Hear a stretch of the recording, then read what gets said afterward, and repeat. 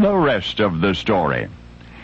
Jeffrey Moore and his wife Catherine and their 4 children, snug and secure in their home on Napatree Point, Rhode Island, scarcely could have imagined the monster prowling in the distance, a monster preparing to devour them. Even as the skies over Long Island Sound turned gray, none suspected more than typical summer weather was on the way, but it was in fact a hurricane. Indeed, the wind rose and the rain began to pour more ominously than the Moores could remember. Then the dining room window blew out. The family knew it was time to evacuate, so they hurried to the garage, to the car, ready to drive for their lives. But the garage doors wouldn't open.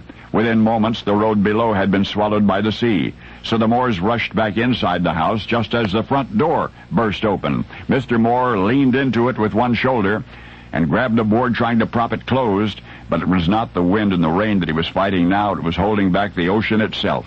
Eventually, he failed.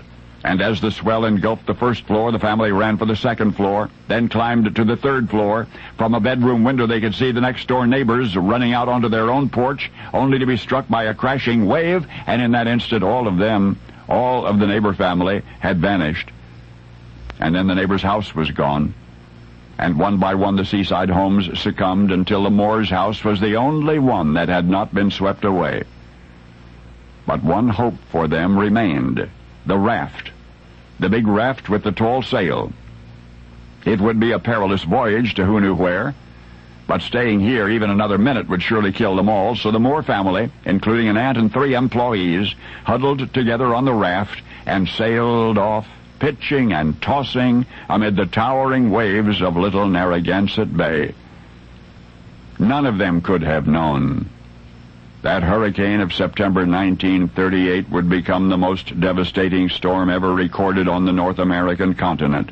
In its wake, 700 some would die, 63,000 would be left homeless, and yet, because all through the same month, the news was preoccupied with Britain's Prime Minister Chamberlain kowtowing to Hitler, hardly anybody anywhere else realized that the United States East Coast was being buried at sea.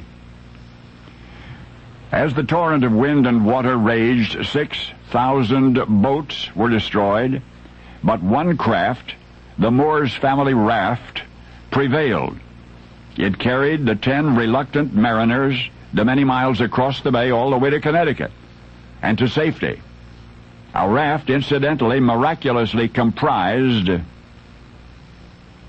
of the uppermost floor of the Moore's house, to which part of one wall incredibly remained.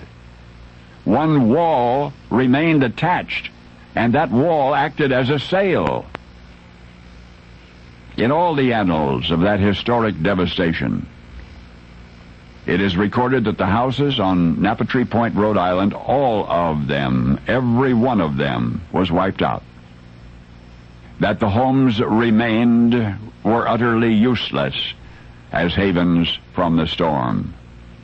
Well, all but one. All but one. Now that you know the rest of the story.